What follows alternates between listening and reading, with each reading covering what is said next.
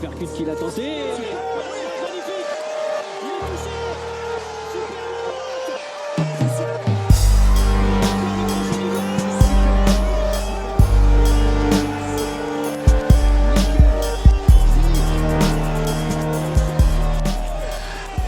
Salut les disciples de la boxe, c'est Jean-Charles et on se retrouve aujourd'hui pour une vidéo gros plan sur Michel Soro. 32 ans, 35 victoires, 24 remportées par KO, 2 défaites et 1 nul. Michel Soro est l'un de nos boxeurs les mieux classés mondialement pour avoir potentiellement, rapidement, prochainement une chance pour un titre mondial. Dans la boxe, c'est comme ça, on se place en tant que challenger et ensuite on défie un champion pour un titre. Et la catégorie des super welter, elle est très relevée. On va parler de ce qui a déclenché un petit agacement sur les réseaux sociaux ce week-end, ce qui a fait que la société de promotion qui s'occupe de Michel Soro a dû réagir, ce qui a fait que Michel Soro lui-même a réagi, il a même fait une interview avec le capitaine Crochet. Avant de vous parler de ça, on va revenir un peu dans le passé. Donc j'ai refait tout l'historique qui a amené à cet agacement, cet énervement de la part de Michel Soro. Le 1er juillet 2017, Michel Soro va défier le champion du monde WBA World, Castagno. Le combat a lieu en France, à Évian-les-Bains.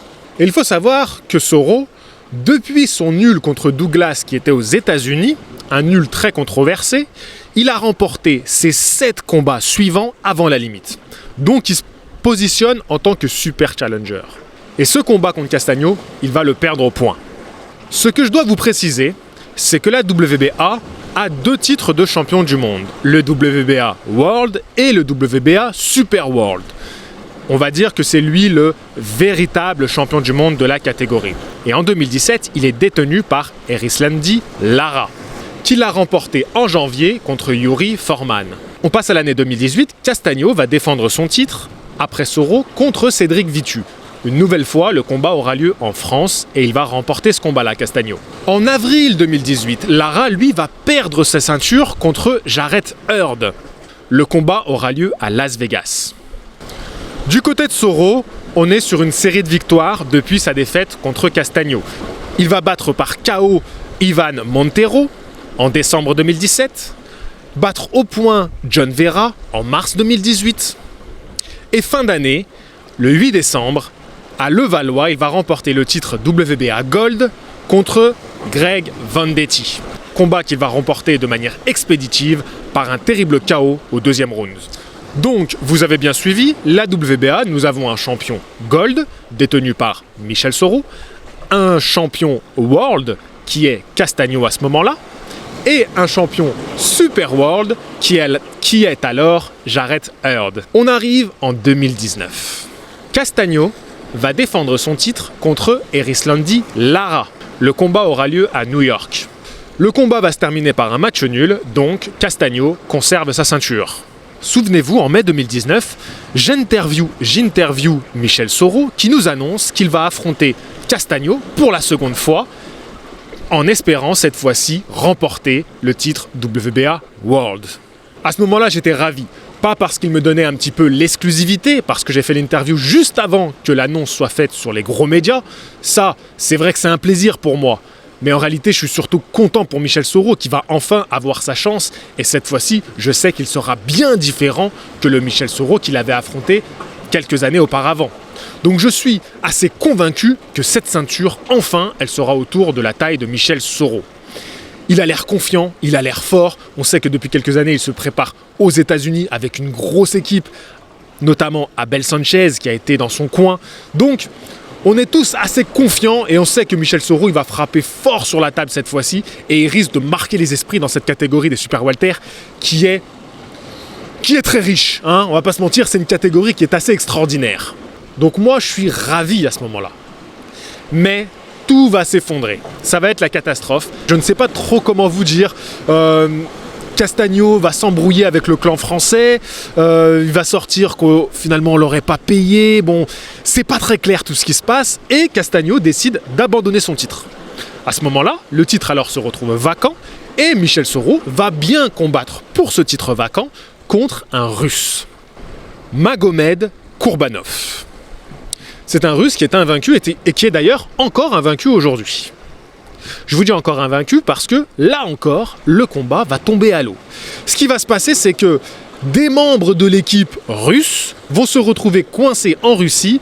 Je crois qu'on apprend ça 2 jours avant le combat, ou la veille du combat, si je me souviens bien. C'est un combat qui doit avoir lieu à Marseille. Et alors là, on se retrouve un peu bloqué, car il faut qu'on ait un autre challenger pour ce titre mondial. Dans la précipitation, c'est Anderson Presto qui va être le grand remplaçant. Lui devait combattre dans cette soirée, si je ne me trompe pas, en super moyen. Il va donc perdre du poids et on nous l'annonce au poids officiel. Le combat va bien avoir lieu. Michel Soro, non sans quelques difficultés, va remporter ce combat-là contre Anderson Presto.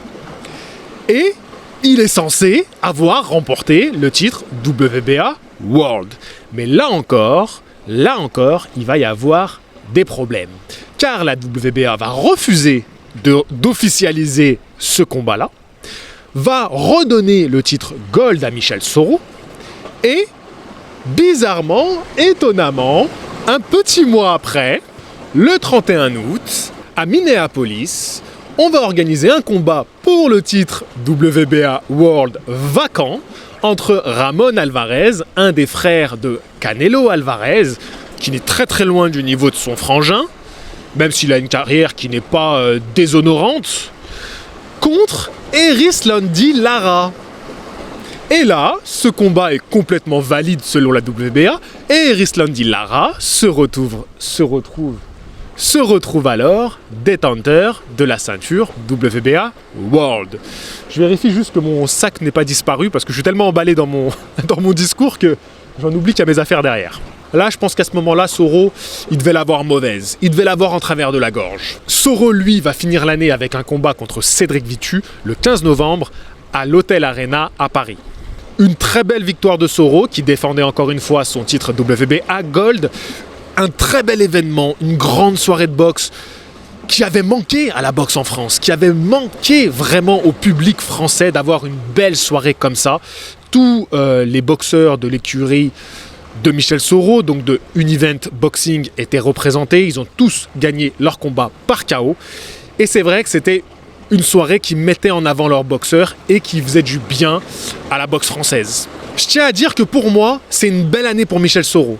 Malgré qu'il n'ait pas pu avoir son combat contre Castagno, malgré qu'il peut avoir des regrets, car il était à 2 doigts de l'avoir, ce titre World, quand même, c'est une belle année pour lui, car je trouve qu'il gagne un crédit au niveau des yeux du public français. Il se fait véritablement un nom dans le milieu de la boxe française, et surtout au niveau mondial, il est enfin vraiment très très bien classé dans sa catégorie, et il fait partie des plus gros challengers de cette catégorie. Alors oui, quand on regarde un petit peu l'historique de cette année-là, ça fout les boules, et il y a de quoi être énervé, parce que tu te dis, mais attends, je me suis fait enfler combien de fois cette année?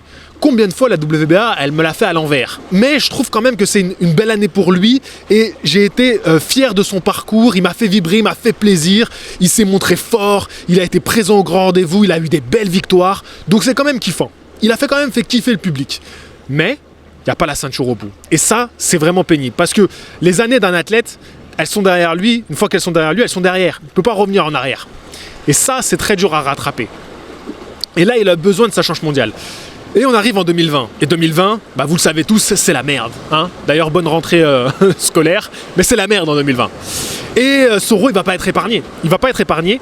Et ce qui va se passer ce week-end, donc la semaine dernière, on apprend que Lara va défendre son titre WBA World contre Greg Vendetti. Le combat a eu lieu à Los Angeles le 29 août.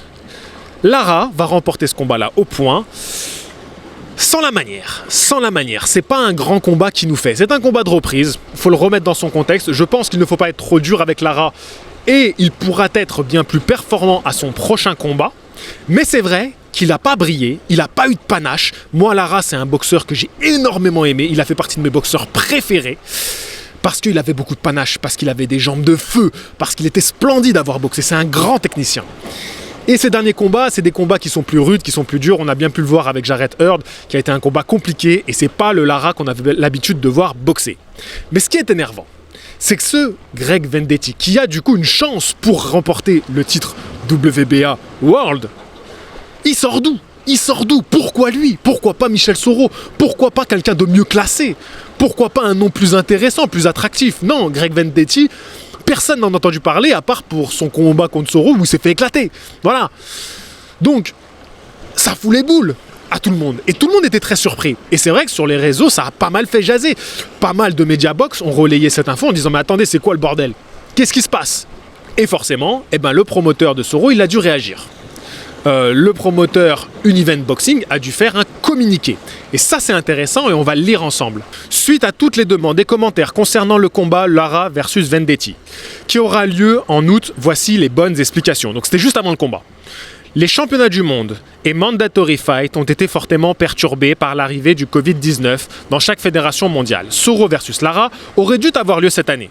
Le promoteur de Lara a fait une requête auprès de la WBA pour organiser une défense volontaire de titre ce mois-ci. Dans ce cas de figure, précise Lara, avait la possibilité de choisir un boxeur top 15 WBA. Il était impossible de mettre en place les offres de bourse entre Soro et Lara dans les conditions habituelles d'un mandatory fight vu la situation actuelle. Vendetti a été choisi par Lara car il est dans le top 15 et est américain, ce qui facilite les actions et les déplacements dans ce contexte de crise sanitaire. En résumé, le mandatory fight Soro versus Lara aura bien lieu en 2021. Et mettre une poignée de main, donc deux mains qui se serrent, pour dire, voilà, on va le faire les gars. Bon, on va revenir un peu sur ça. Ok, le Covid-19 a perturbé le monde de la boxe. Mais Lara, il nous a mis une carotte monumentale. Monumentale. Car il y a beaucoup de boxeurs qui, à la reprise, ont fait leur combat de rentrée sans titre en jeu. Je pense à Shakur Stevenson. Je pense à d'autres. Je crois qu'il y avait... il y en avait d'autres. Il n'y avait pas leur titre en jeu. Ils faisaient un combat, mais le titre, voilà, ils l'avaient gardé, ils étaient toujours champions, mais ils faisaient un combat de reprise. Les fédérations, elles savent que c'est compliqué. Mais Lara, il a eu son combat vacant pour le titre World. Il a eu un arrangement pour sa reprise contre un boxeur voilà, qui sort comme ça de nulle part. Soro, il n'a pas eu sa chance pour le titre World. Castagno s'est barré, il a mis son titre vacant. Le titre vacant, c'est lui qui aurait dû le boxer. Lui, il a rien demandé. On lui dit quoi? On lui dit non, finalement, le titre World, tu l'as pas. C'est Lara qui va faire cette défense. Et là, alors que c'est lui qui attend pour le combat, on sort ah non, mais finalement, il va faire une défense parce qu'avec le Covid, vous voyez, c'est compliqué. À un moment, non. À un moment, non, il faut arrêter de déconner. Je vois pas pourquoi tu prends pas un avocat et tu dis, arrêtez de déconner. Moi, je veux pas qu'il y ait ce combat-là avec le titre World en jeu, sinon c'est nous qui allons faire le combat. C'est pas normal que Lara, on lui passe tout. On lui passe tout ce qu'il veut. Et Soro a fait une interview avec le Captain Crochet qui est très intéressante. Il donne son point de vue. Il pense, lui, que Lara va laisser le titre vacant, qu'il va aller vers un combat contre le vainqueur de Rosario. Ouais, c'est ça j'ai oublié le nom du champion actuel, Super World, qui a gagné le combat contre Williams, qui avait gagné le combat contre Jarrett Hurd. Je vous mettrai le nom juste là. Et qui va combattre Charlot pour un combat d'unification. Ça va être un super combat. Cette catégorie est folle, les gars. Elle est folle. Et j'espère que Soro, il va taper ses champions. Et là, donc, Soro, lui, ce qu'il souhaiterait, c'est quand même avoir un combat pour le titre vacant, en espérant avoir ce titre de champion World, qui est très bien. C'est un super titre, s'il peut l'avoir, d'accord. Mais je pense qu'on lui a suffisamment fait à l'envers avec la WBA. Moi, je sais pas quoi en penser. J'attends vos retours dans les commentaires, je sais pas quoi en penser. Je pense qu'à un moment, on peut taper sur la table. Et d'ailleurs, ce qui a été très bien, c'est de voir que le communiqué de Univent Boxing, il a été fait suite à quoi? Suite à l'agacement du public français et des passionnés de boxe sur les réseaux. On a été unis, il faut qu'on continue à être unis et surtout, il faut continuer à soutenir Soro. Ça sert à rien de faire des clashs, de dire blablabla, nanana, tu vois, de descendre inutilement. Non. Moi, je fais cette vidéo, je soutiens Soro et sa maison de promotion. Mais les gars, là, nous, le public, nous qui aimons la boxe, on est là pour vous dire, allez, poussez pour qu'il ait son combat là. Il y en a marre, ça fait trop longtemps qu'on lui met des bâtons dans les roues, ça fait trop longtemps qu'on lui fout à l'envers. Moi, je kiffe Soro, je soutiens Soro de tout mon cœur. Vous voyez, j'ai mis le maillot. Le maillot, je l'ai commandé, je crois, il y a 2 semaines ou 1 semaine. Et quand j'ai vu cette histoire, j'ai dit, j'attends de recevoir le maillot et je fais ma vidéo. Voilà, j'attends de porter les couleurs. Parce que voilà, pour le petit clin d'œil, Soro est né en Côte d'Ivoire. Et voilà, donc c'était... et comme moi j'aime bien la Côte d'Ivoire, voilà, c'était mon petit kiff, mon petit clin d'œil à Soro et ses origines. Mais voilà, moi je suis fier de nos boxeurs français. D'ailleurs, ce format-là, c'est un format gros plan, donc ça va s'appeler gros plan, et je vais revenir sur un boxeur, sur un moment clé, et je vais faire principalement des boxeurs français. Donc le premier épisode, c'était Michel Soro. Prochain épisode, ça sera peut-être Nordine Oubaali, peut-être Arsène Goulamirian. Voilà, c'est mettre en avant un boxeur, donc principalement des boxeurs français, belges. Voilà, je vais essayer de représenter un petit peu les francophones, vous voyez, parce que bah, c'est chez nous, quoi, ça nous fait plaisir, et puis on est une chaîne qui parle français, donc il faut qu'on soutienne nos boxeurs. Et donc voilà, premier épisode, c'était sur Michel Soro. Je voulais moi aussi réagir à tout ce qui s'est passé. Je suis aussi frustré, donc je ne sais pas si j'ai été hyper objectif dans cette vidéo, peut-être que je ne l'ai pas été du tout. J'ai essayé de pas dire « Ah, c'est de la faute du promoteur de Michel Soro »,« Ah, c'est de la faute de Michel Soro »,« Ah, c'est de la faute de Lara »,« Ah, c'est de la faute de la WBA ». Ah, c'est de la faute de la WBA. Vous voyez, j'ai pas dit ah, c'est de la faute de la WBA. Mais je l'ai pas dit, hein. Mais ah, c'est de la faute de la WBA. Mais je l'ai pas dit. Mais hein, j'aurais pu dire c'est de la faute de la WBA. Mais je l'ai pas dit. Grosse force à Soro.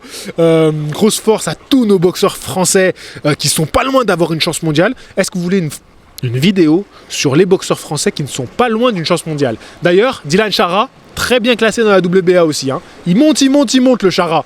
Allez, ciao tout le monde. J'étais un peu énervé dans cette vidéo, ça m'a donné de l'énergie. Je vous dis à la prochaine. Fighting! Je vais te dire un truc que tu sais déjà. Le soleil, les arcs-en-ciel, c'est pas le monde. Il y a de vraies tempêtes, de lourdes épreuves, aussi grand et fort que tu sois, la vie te mettra à genoux et te laissera comme ça en permanence si tu la laisses faire. Toi, moi, n'importe qui. Personne ne frappe aussi fort que la vie. C'est pas d'être un bon cogneur qui compte. L'important, c'est de se faire cogner et d'aller quand même de l'avant. C'est de pouvoir encaisser sans jamais flancher. C'est comme ça qu'on gagne.